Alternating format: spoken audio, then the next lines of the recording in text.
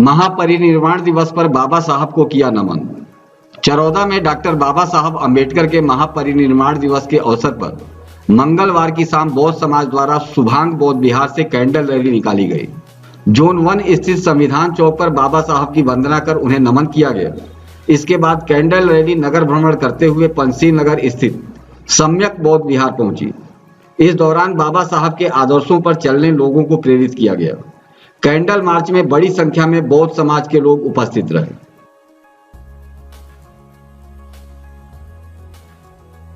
मैं सुप्रीत टेम्पुरकर, प्रदेश समन्वय छत्तीसगढ़ प्रदेश कांग्रेस कमेटी अनुसूचित जाति विभाग और सार्वजनिक शुभांग बौद्ध विहार का अध्यक्ष होने के नाते आज बाबा साहब की पुण्यतिथि 66वीं पुण्यतिथि है, जिसके हम लोग शांति मार्च, कैंडल मार्च करके हम लोगों ने सार्वजनिक शुभांग बौद्ध विहार से होते हुए संविधान चौक और संविधान चौक से सम्यक बौद्ध विहार में हम लोगों ने समापन किया है। आज हम लोग बाबा साहब की 66वीं पुण्यतिथि मनाए हैं।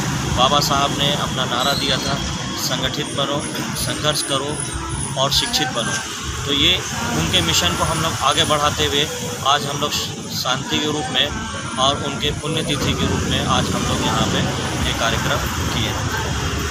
आज भारतीय संविधान के शिल्पकार और the Buddhist society of India के संस्थापक बोधिसत्व डॉक्टर बाबा साहब अम्बेडकर का 66वां महापरिनिर्वाण दिवस है और हम सभी बौद्ध उपासक डॉक्टर बाबा साहब अम्बेडकर को श्रद्धांजलि पुष्पांजलि देने के लिए यहाँ एकत्रित हुए हैं।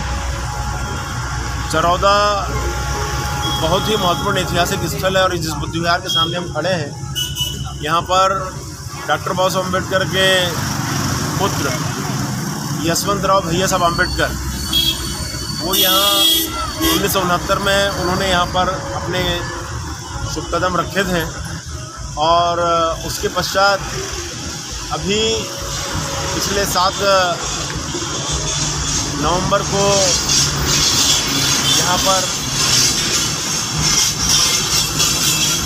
भैया साहब अम्बेडकर के पुत्र अर्थात बाबा साहब अम्बेडकर के पोते भीमराव यशवंतराव अम्बेडकर जी वे भी यहाँ आए और उन्होंने इस बुद्ध विहार में तथागत के दर्शन लिए और अपना उद्बोधन भी दिया। इस लिहाज से यह पंचशील बुद्ध विहार बहुत ही ऐतिहासिक हो जाता है अपने आप में। और हम सब आज जो संविधान चौक का निर्माण हुआ है वह भी बहुत एक ऐतिहासिक तथ्य है। मैं बहुत बहुत साधुवाद देना चाहता हूँ आदरणीय विनोद बंसोड़ जी के पिताजी, जिन्होंने बुद्ध विहार के लिए ज़मीन का दान किया और उस दान की भूमि पर आज बुद्ध विहार बना हुआ है।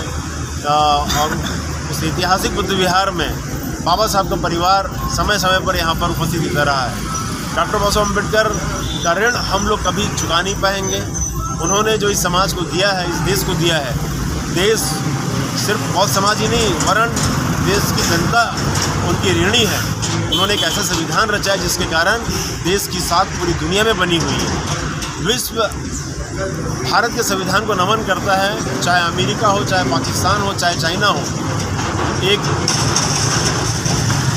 395 अनुच्छेद से सजा और 12 अनुसूचित से सजा एक संविधान बाबा साहब अम्बेडकर ने इस देश को दिया है, जिसमें दलितों, आदिवासियों, पिछड़ों, अल्पसंख्यकों और महिलाओं, बालकों, यहाँ तक कि पशुओं के हित संवर्धन की बात बाबा साहब ने कही। तो बाबा साहब अम्बेडकर ने जो इस देश को दिया है वो अकल्पनीय था, और लेकिन उस अकल्पनीय तथ्यों को बाबा साहब ने अपनी कलम की ताकत से किताब में उतार करके 2 साल 11 महीने 18 दिन की अथक मेहनत से भारत का संविधान रचा। और इसलिए आज पूरा विश्व बाबा साहब को नमन करता है।